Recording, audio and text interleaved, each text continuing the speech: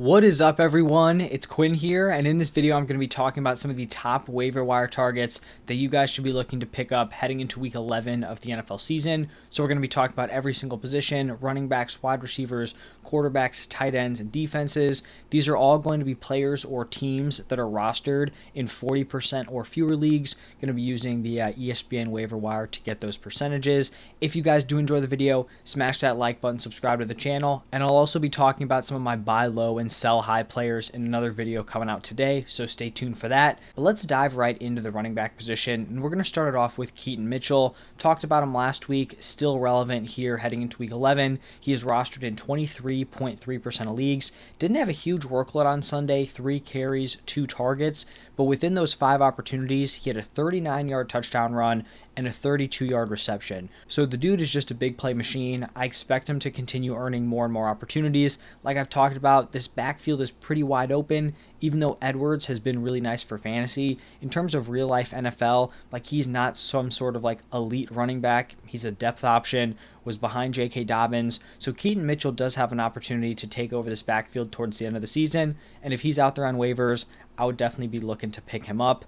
Now, the next running back is going to be rostered in only 2.7% of leagues, and that is going to be Ty Chandler. He actually led the Vikings backfield in touches. We saw Alexander Mattison leave the concussion, but even before Mattison left the game, I feel like some people may just think Chandler had a solid workload because Mattison left.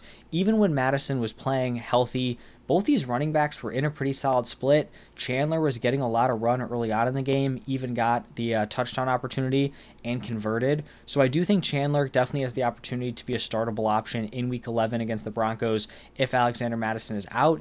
And even if Mattison is healthy, I still think Chandler's worth rostering. I do think it says something that with Cam Akers going down with injury, I think a lot of people, including myself, thought Mattison would just go back to getting a lot of the touches. So I do think it's telling that early on in this game, even with Akers out, they were still trying to get another running back involved. Obviously, Mattison hasn't been some sort of like elite NFL running back. The efficiency hasn't really been there. So I do think Ty Chandler has an opportunity to carve out a nice role within this Vikings offense. Now, shifting over to Zach Charbonnet, he's rostered in 31.4% of leagues, and he kind of has like his floor would be a Kenneth Walker handcuff, but he's actually outsnapped Kenneth Walker for a 3rd straight game. Now, Kenneth Walker definitely did see way more opportunities. He had 20 compared to 11 for Zach Charbonnet. It seems like Charbonnet is going to be the guy who is more valuable in the games where the Seahawks are trailing, especially if they're trailing by a lot and they're kind of running like 2-minute drills, just passing a ton. That's the game script that's going to favor Zach Charbonnet, but he's still going to be involved week to week. He's like their 3rd down back, their 2-minute drill guy. So I think he's definitely worth rostering, like I said, at worst as a handcuff, but he could continue to kind of eat into the workload here of Kenneth Walker. Then behind Zach Charbonnet, this is where we're getting into handcuff territory. Going to start it off with Tajay Spears, rostered in 32.6% of leagues. Actually had the much better day compared to Derrick Henry, but still going to be the Derrick Henry handcuff. Wouldn't really have a ton of confidence in him week to week if Henry was healthy. Then we have Rico Dowdle, who is someone who I've been talking about in a lot of these videos, rostered in under 5% of leagues, but he goes out there. He's Tony Pollard's handcuff, but he has the best game of the season, 12 carries, 79 rushing yards, and a touchdown. He looked solid. He really kind of established himself as that clear running back too. So another one of these handcuffs who is definitely worth rostering. And then 3 more handcuffs here. Elijah Mitchell, rostered in 18.1% of leagues, the CMC handcuff. Kenneth Gainwell, on bye this week, rostered in 16.6% of leagues, the DeAndre Swift handcuff. And then Ezekiel Elliott, rostered in 36.2% of leagues, obviously the Ramondre Stevenson handcuff. Ramondre was a little bit banged up in that early Sunday game, but ended up coming back in, so doesn't look like Ezekiel Elliott will have much play in week 11. Now, shifting over to the wide receiver position, I feel like we have 5 interesting players to talk about here to potentially pick up heading into week 11. Going to start off with Demario Douglas, rostered in 27.1% of leagues. Talked about him last week. Have to talk about him again here heading into week 11. He had an 85% route participation, which is very, very strong. He led the team with 8 targets, caught 6 of those for 84 yards. So that's back-to-back pretty strong games here for Douglas. It definitely seems like he's going to be their top target moving forward, and definitely someone who should be rosterable at this point. Now, the next wide receiver has really kind of come out of nowhere. Noah Brown, rostered in 25% of leagues, and he has actually led the Texans in receiving yards for 3 straight games. 3 weeks ago, it was kind of a poor performance from the Texans offense. So I think it was like a 3 for 57 stat line. Wasn't crazy, but still led the team, and that was with Nico Collins and Tank Dell healthy. Then in week 9, also having Collins and Dell healthy, he goes 6 for 153 and a touchdown. And then in week 10, Nico Collins did miss this game, but he still went 7 for 172. And I kind of thought Noah Brown was just going to be like this journeyman wide receiver. Didn't think he'd be super relevant for fantasy. I honestly thought the week 9 game was a little fluky. But I mean, going back to back 150 plus yard games, that's kind of rare, especially for a guy that I would have thought wasn't overly talented. So I definitely think he's interesting for fantasy, especially if Nico Collins' calf injury lingers. He definitely will likely be fantasy relevant. Like I said, it's going to be tough to go 150 yards back to back. You see top wide receivers in the NFL who don't do that, every season. So I definitely think he's someone we should look out for here. Now, the next wide receiver, rostered in only 6.6% of leagues, talked about him last week, running it back here with Michael Wilson. I feel like with Kyler Murray returning, he looked as good as you probably could have hoped in his first game back. He looked pretty mobile, which is something I wasn't totally expecting, or at least I wasn't expecting him to use it. But it definitely seems like they were patient with his recovery, and he does look pretty much how he did before the ACL tear. We saw Michael Wilson have a 92% route participation. He was targeted 6 times, caught 3 of them for 34 yards. He nearly had a touchdown. He was tackled like right at the 1. I think they actually initially called it a touchdown and then reviewed it and took it back. So he was involved. Obviously, 3 for 34 is not so great. 3 for 35 and a touchdown looks a lot better, but he's a guy who's flashed talent early in the season. He's a rookie. I definitely think he's one of these rookies who could have a late season breakout with Kyler Murray back, getting that high-end quarterback play. Now, the next wide receiver, another rookie, it is going to be Quentin Johnston, rostered in 33.3% of leagues. He's still showing a little bit of life. Wasn't super relevant for most of that Chargers game, but he ends up finishing with 4 receptions for 34 yards and a touchdown. I definitely don't think he's playable at this point, but he's not completely hopeless rest of season. You can't totally write him off. Obviously, you're still sticking with him, not because the production has been great, but because he's a first-round rookie, has the talent, has the opportunity to be the wide receiver 2 for Justin Herbert. So the opportunity is there. He just has to capitalize on it, not giving up on him, but definitely not someone that you want to throw into your lineup, as soon as week 11 here. And then the final wide receiver, Elijah Moore, rostered in 36.1% of leagues. This was his best fantasy game of the season.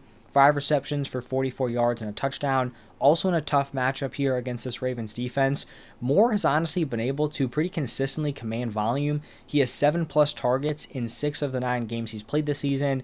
And I know at least the 2 games he didn't hit that number were with PJ Walker at the quarterback position. So if Deshaun Watson really can kind of pick up his quarterback play, I do think Elijah Moore is talented enough to become a relevant option rest of season. Now pivoting over to the quarterback position, to be totally honest, not a ton of firepower, for streaming the quarterback position. I do think it's kind of because a lot of those guys who are streaming quality were picked up for this week because we had Patrick Mahomes, Jalen Hurts, and Tua on bye. So I think a lot of those players, or 3 of those players, are going to get released. So even if you don't have a great streaming option on waivers right now, you could have better options in a couple of days. But the 2 players I did want to mention were Joshua Dobbs, rostered in 38.5% of leagues. He goes out, has another very impressive performance. He puts up 24.9 points in week 9, then 25.1 points yesterday. He has seen strong rushing usage in both of those games, 7 for 66 and a touchdown in week 9, then 8 for 44 and a touchdown in week 10. He really is looking like a nice fantasy option moving forward, and that's without Justin Jefferson through 2 games. You get Justin Jefferson back, even if his play regresses a little bit, Jefferson is going to raise the ceiling of that offense. He's very interesting. It's possible that some of those struggles with the Cardinals were just due to that offense not being as talented as this Vikings team. Being paired with Jefferson, Addison, Hockenson moving forward, Joshua Dobbs could be a great fantasy quarterback, especially with that rushing ceiling. And then the second quarterback here is going to be Matthew Stafford, rostered in 30.9% of leagues. Now, there's no guarantee he actually plays this week, but he's probably going to be one of the better quarterback options on waivers. And I do think, like I said, with not a ton of options, he's a guy you could pick up. And then if you get injury news, you maybe go scoop up one of the players that was dropped on those like Mahomes, Hurts, Tua teams. Not sure if he's going to play. They did go get a veteran, so that doesn't seem like a great sign. But it also, there are reports that McVay is optimistic that he will be able to return. So we'll see with Stafford. Those are going to be the 2 quarterbacks. And then the tight end position is honestly also pretty thin. Going to start it off with Pat Freiermuth, rostered in 36.8% of leagues. He has the opportunity to come off of IR and return here in Week 11. Now, Freiermuth had honestly been pretty disappointing to start off the season. He was kind of viewed as someone who was supposed to be very consistent, reliable year to year, week to week. That is not what we saw early on in the season. The volume hadn't been there. But even with that slow start, he's been a reliable fringe tight end one in both his rookie and sophomore seasons.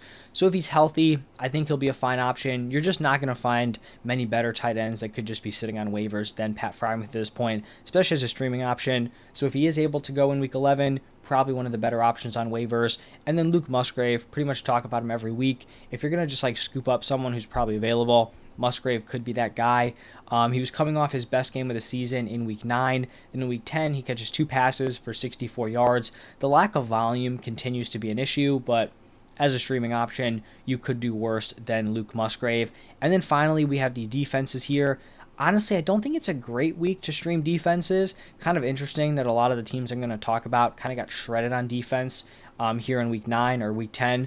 But we're going to start off with the Lions. Obviously, just gave up a ton of points to the Chargers, rostered in 23.9% of leagues, but they go up against the Bears, so a much easier matchup.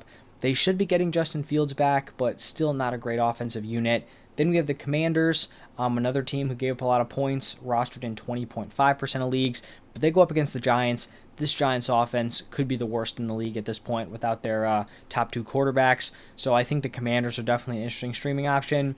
Then we have the Jaguars, rostered in 23.6% of leagues.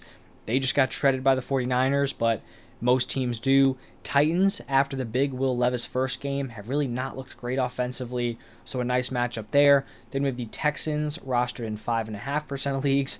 Another team kind of in a higher scoring game, but didn't do terrible in terms of their defensive fantasy scoring.